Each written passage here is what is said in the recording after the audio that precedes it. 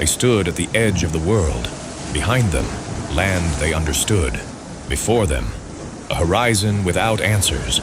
No roads, no markers, no certainty. Only the sea, endless, unpredictable. A force that did not belong to anyone. For most, it was a boundary. But for a few, it was an invitation.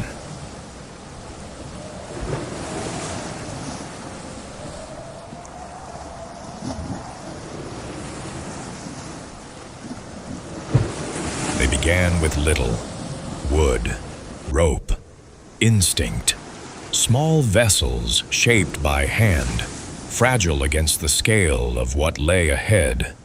And yet, they moved, not because they were certain, but because they were willing. The first step was not mastery, it was courage.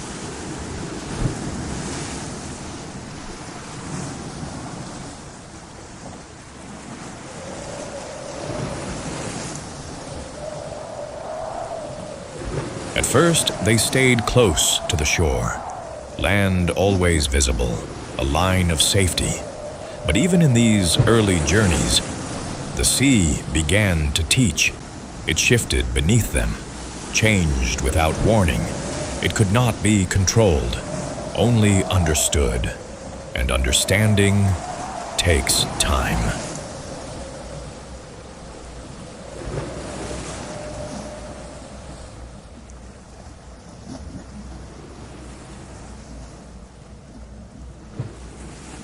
Then came purpose. The sea became more than a challenge. It became a path. Goods began to travel across water. Stone from one land, textiles from another, value, in motion, and with movement, connection. Distant places were no longer distant. They were reachable.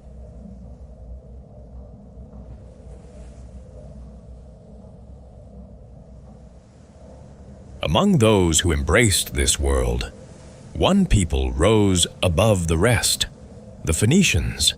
They did not seek domination through land. They chose something different. They chose movement. Their cities stood at the edge of the sea, their lives shaped by it. They understood something others did not. That control of land is limited, but control of roots is power.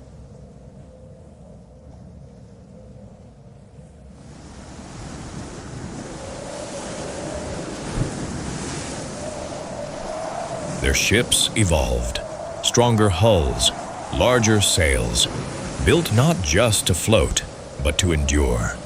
The wind became an ally, the sea, a network. These were no longer tools of survival. They were tools of expansion. Every ship carried more than cargo. It carried possibility.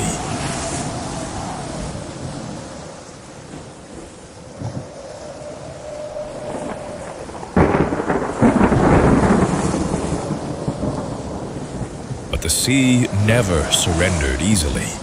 Storms rose without warning. Waves climbed like walls. The sky darkened. And in those moments, nothing could be controlled. Ships were tested, men were tested, and only those who respected the sea lived to sail it again.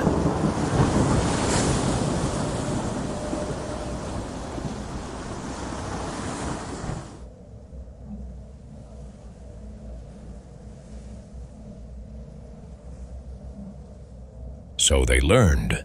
They watched the stars, tracked the currents, read the winds. Patterns began to emerge. The unknown became something else. Not safe, but predictable.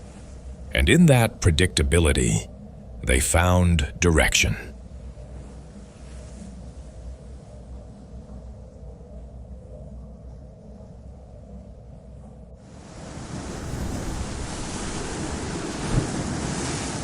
But wherever there is movement, there is competition. And where there is competition, tension follows.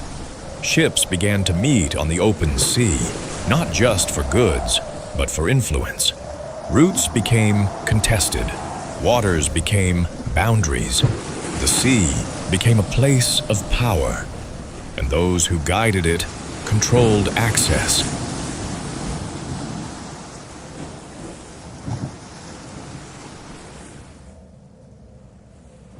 Ports grew, not just in size, but in importance. Ships arrived from distant lands. Goods flowed through narrow streets. Voices mixed, languages blended. These were not isolated places. They were intersections, points where the world met itself.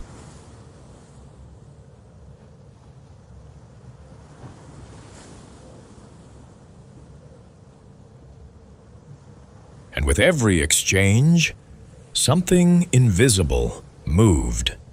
Ideas, beliefs, symbols, ways of thinking.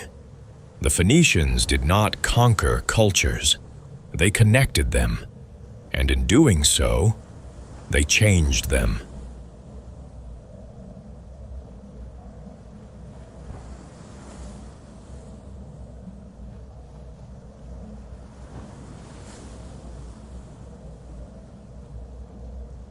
There were always those who went further, beyond mapped routes, beyond familiar waters, driven not by certainty, but by curiosity.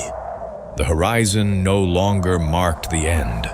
It marked the next step, because once the sea becomes a path, it does not end.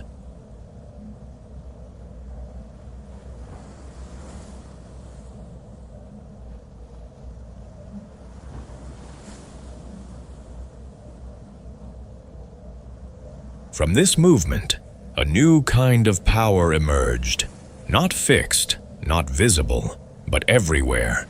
The Phoenicians did not build empires of stone. They built networks, connections stretching across water, invisible but undeniable. They did not rule the world, but they shaped how it moved.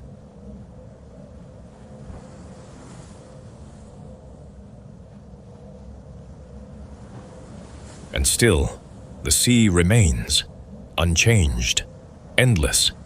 It remembers nothing, but carries everything. Ships fade, names disappear, but the routes endure. Because the greatest discoveries are not places, they are paths. And once a path is found, it changes everything.